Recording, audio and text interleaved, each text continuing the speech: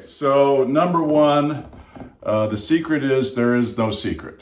Okay, what there is 30 years of work and research and trial and error into constructing a coherent, comprehensive body of work that produces, as you said, these extraordinary results.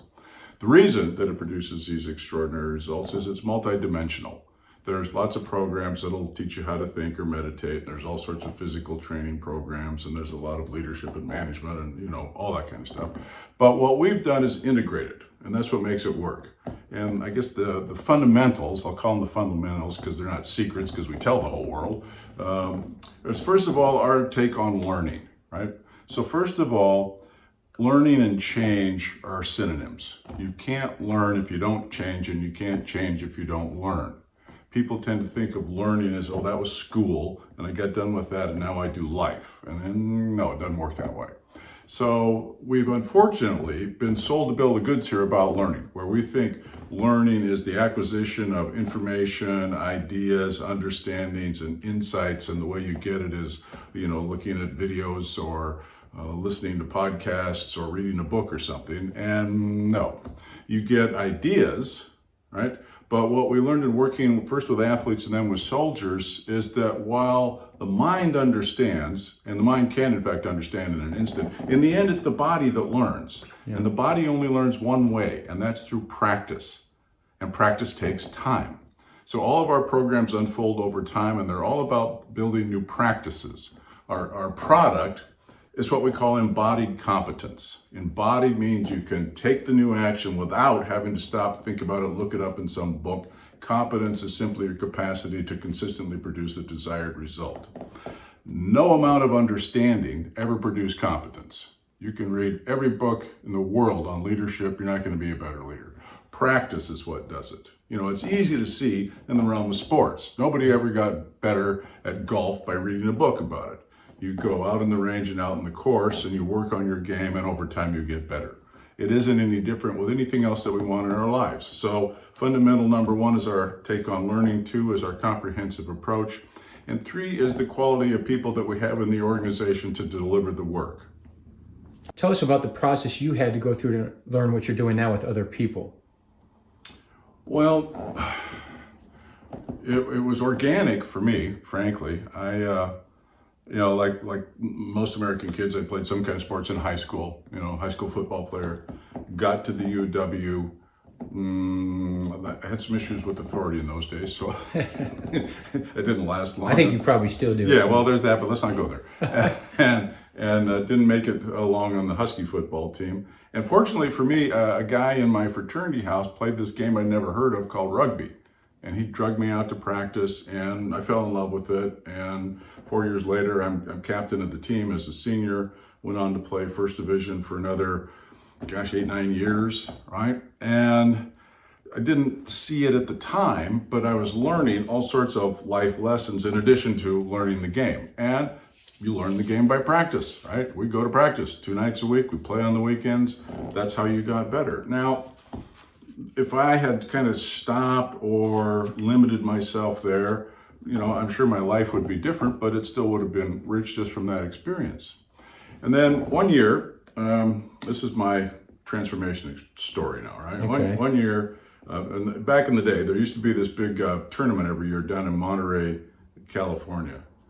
I'll give you a sidebar, and you can edit this out if you want. But one of the guys on my list of people I want to meet is the guy who convinced the Carmel and Monterey city councils that it was a good idea to invite 35 rugby teams from around the world to descend on the idyllic little Carmel community, and they turned the polo grounds on the 17-mile drive, the most premier real estate, in the country, into 4 or 5 rugby pitches for a weekend. In my mind, I'm picturing a wonderful fan experience. Yeah.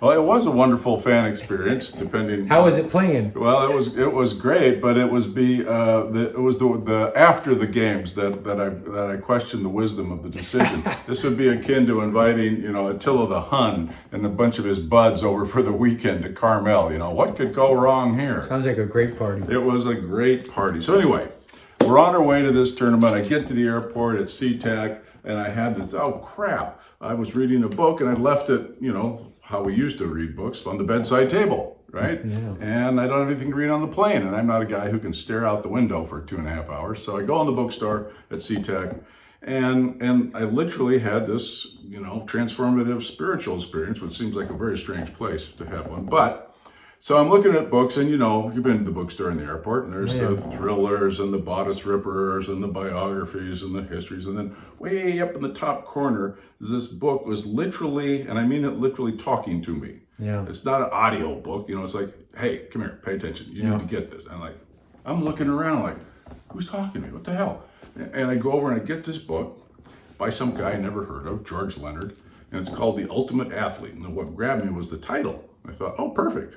You know, I'm on my way to a peak athletic experience. Maybe I can pick up something here. You know, I was stuck in that old notion, I'll learn by reading, right? Yeah. And so I get on the plane, takes off, start reading, and I must have had some strange looks on my face, because this guy's talking about things I'd never heard of. Intentionality. What the heck is that? You know, this martial art called Aikido, and this energy called Ki, and synchronicity, and all this kind of stuff. And now, bear in mind, this is back in the 70s. And how old are you here?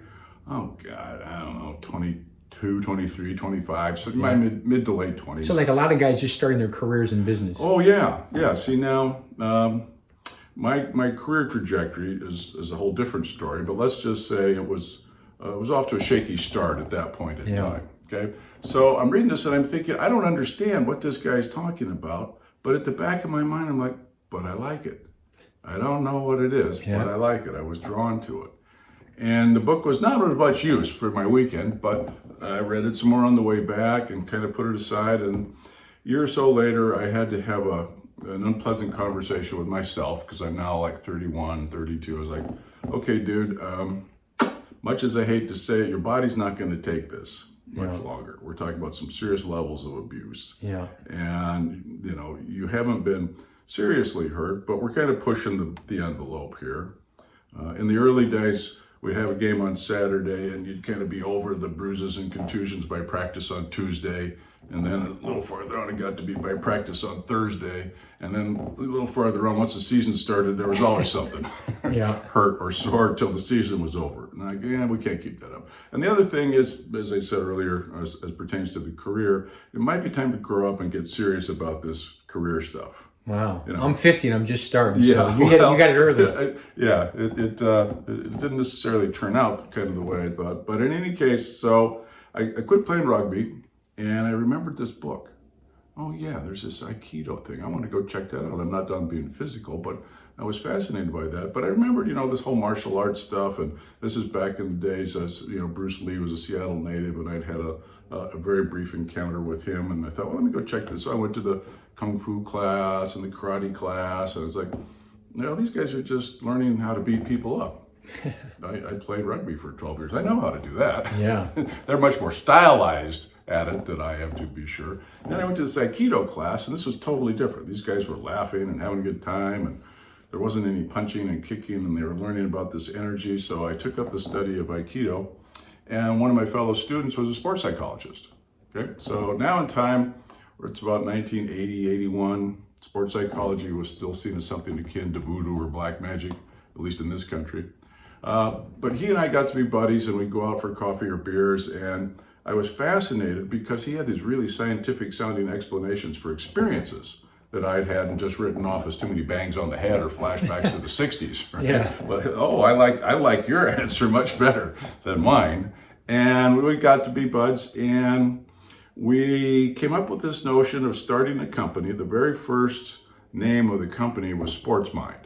Yeah. And what we set out to do was take the lessons that he'd been a world-class skier. You know, I'd run the K2 demonstration stuff on his way to the Olympics till he blew up a knee. You're talking about snow skiing? Yeah, snow skiing. And take the lessons we'd each learned in our respective sports, and then what we were learning in the combination of Aikido, which was Eastern philosophical, meditative, energetic techniques with Western psychology, combine it with contemporary physiology, and then in the spirit realm, it wasn't, of course, religion, but getting at what's the value system that you bring to what you're doing? Why are you actually doing this, right? Are you doing it for or from or whatever? I hear a lot of people these days say you got to find your why.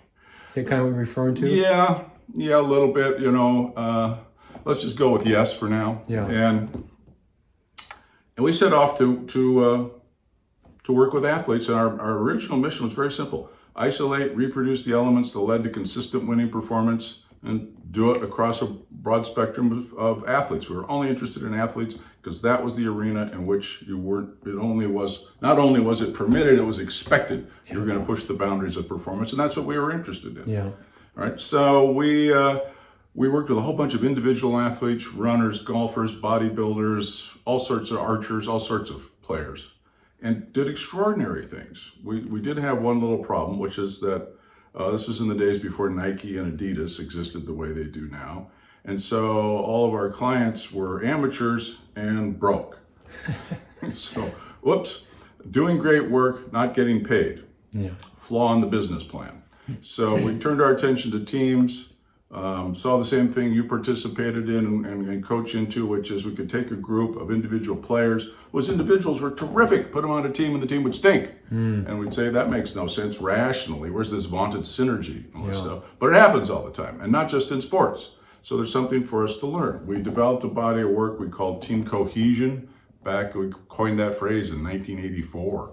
And worked with some sports teams, national teams, U.S. national rugby team, the Seahawks, Olympic teams, the ski team, the archery team. And out of a long and entertaining, but in this moment not relevant story, ended up down at Fort Hood, Texas, talking to the Army about helping them redesign the way they train soldiers. So I'll pause there because this has been a long answer to what was a short question, like how did you get to be doing this? It just evolved, and it gets even better when we go to chapter 2, which we can pick up if you want, about Fort Hood.